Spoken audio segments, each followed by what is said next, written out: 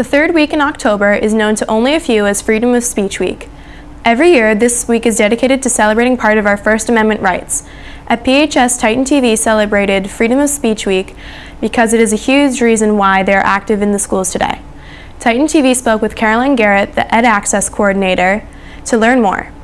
We also have special PSAs created for freedom of speech awareness, produced by Titan TV independent study students.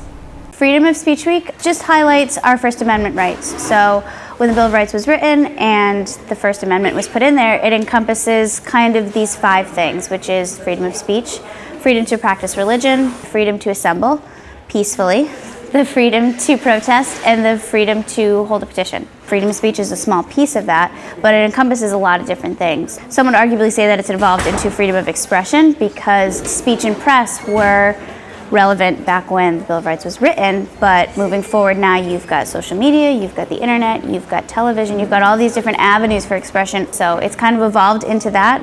So Titan TV is doing a lot of things for Freedom of Speech Week in the schools this week.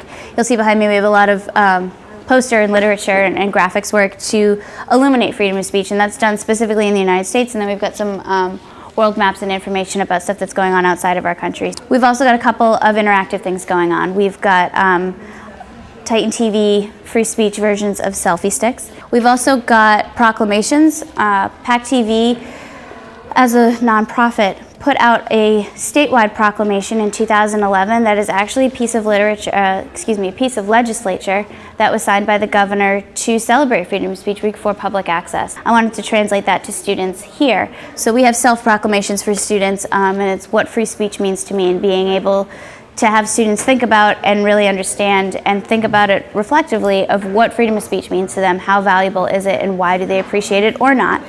And then we also have Freedom of Speech Week pins.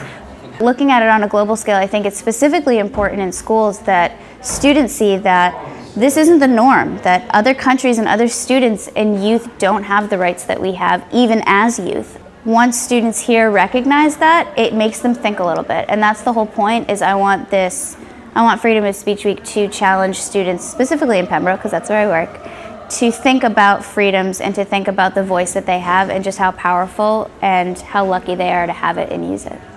It's a good way to get the conversation going and to remind people that these freedoms aren't free, that they come with a cost. And a lot of people work hard, and the community and the society works to keeping an environment and a culture where freedom is valued. And I think that's important, even if it's on a small scale, of just being able to say what you feel. Public access was started because of freedom of speech.